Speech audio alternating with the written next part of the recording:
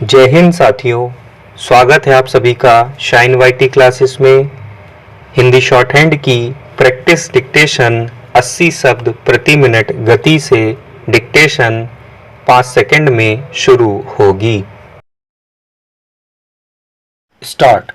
अगर राजनीतिक दल स्वच्छ पेयजल को चुनाव का मुद्दा बनाते हैं तो यह एक आदर्श स्थिति है, क्योंकि यह सभी लोगों की सेहत और जीवन से जुड़ा मामला है। लेकिन दिल्ली में विधानसभा चुनाव के मद्देनज़र जिस तरह एक बार फिर यमुना के पानी के प्रदूषित होने और इससे लोगों के सामने पैदा खतरे का मुद्दा और उस पर विवाद उठा है, वह नई बात नहीं है। गौरतलब है कि यमुना दिल्ली में हरियाणा से होकर आती है और दिल्ली में पीने के पानी का एक बड़ा स्रोत है।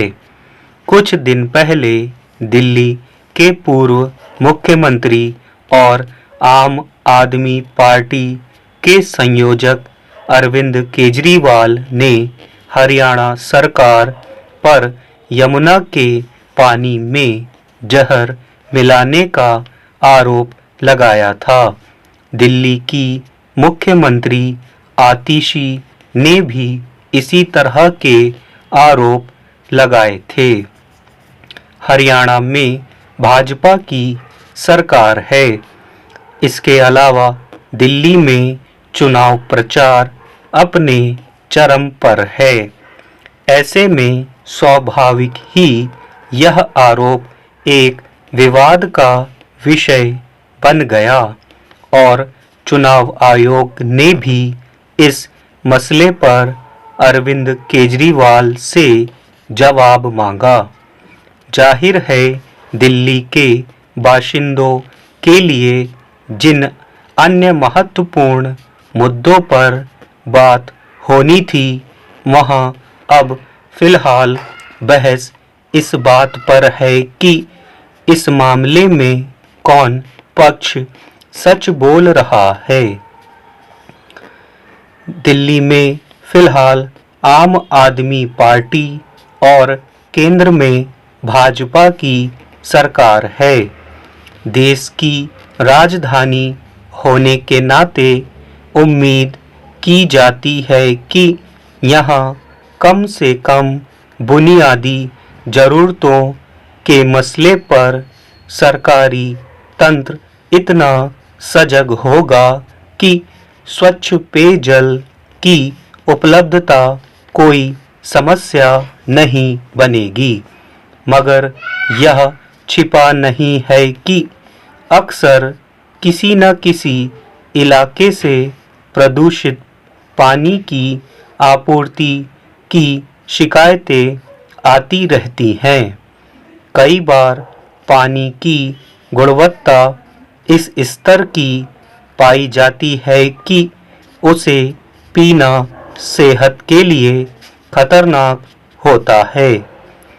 आए दिन पानी की कमी जैसी चिंता भी जाहिर की जाती रहती है। दूषित पेयजल की शिकायत सामने आने के बाद शायद ही कभी इस समस्या के लिए किसी की जिम्मेदारी तय की जाती है।